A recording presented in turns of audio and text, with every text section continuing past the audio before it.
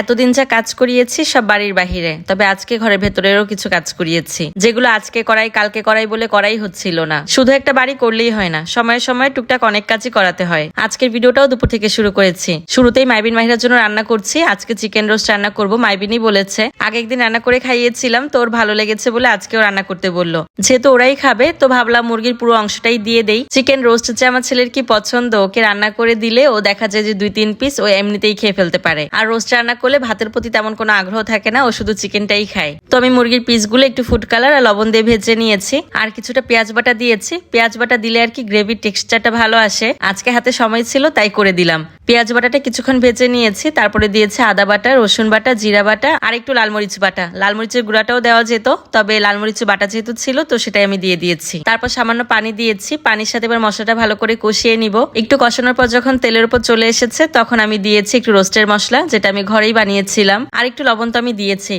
তো আমি কিন্তু তেল খুব কমই ব্যবহার করেছি, যেহেতু মাইবিন মাহিরাকে খাওয়াবো এর জন্য খুব বেশি একটা তেল দেইনি। আর মশলাগুলো আমি পরিমাণে কমই ব্যবহার করেছি, কারণ আমি খুব বেশি মশলা রাখবো না, কারণ আমার ছেলে মেয়ে চিকেনের পিসগুলোই খায়, ওই মশলা দিয়ে তেমন একটা খায় না। তো আমি চিকেনের পিসগুলো দিয়ে আর একটু পানি দিয়েছিলাম, তারপরে কিছুক্ষণ কষিয়ে নিয়েছি, একটু টমেটো সস দিয়েছিলাম। তো এই পর্যায়ে আমি দুধ দিয়েছি, আর দুধ দিয়ে ভালো করে ঢেকে আমি কিছুক্ষণ রান্না করে নিয়েছি। এর মধ্যে কিন্তু চিকেনের পিসগুলো প্রপারলি সিদ্ধ হয়ে গেছে। আমি একটু চিনি দিয়েছি আর একটু ঘি দিয়েছি, আর সেই সাথে কিন্তু আমার রোস্ট রান্না করাও শেষ।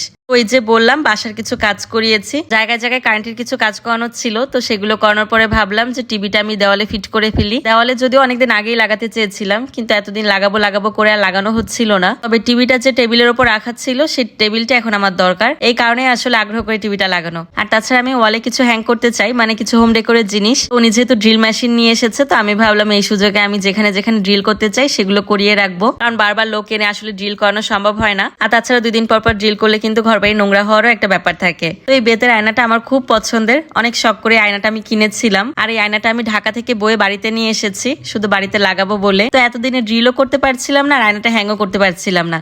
তো আজকে যেহেতু ড্রিল করেছে আমি আয়নাটা লাগাবো, তার জন্য আর কি আয়নাটা বের করে নিয়েছি। আরো কিছু জিনিসও আমি লাগাবো, তো সবকিছু আপনাদের সাথে শেয়ার করব, তবে আজকের ভিডিওতে না, আমি নেক্সট ভিডিওতে অবশ্যই আপনাদের সাথে শেয়ার করবো কোনটা কিভাবে লাগালাম আর কেমন দেখাচ্ছে। তো আমি কিন্তু একটা ভাজিও করে নিয়েছি, আজকে চিংড়ি শুটকি দিয়ে ধুন্দুল ভাজি করেছি। চিচিঙ্গার ধুন্দুলের ভেতরে আমার ধুন্দুল সবজিটাই বেশি ভালো লাগে, কারণ এটা রান্না করলে সফট হয়ে যায়, আর তাছাড়া মিষ্টি মিষ্টি লাগে, এর জন্য এটা খেতেও মজা।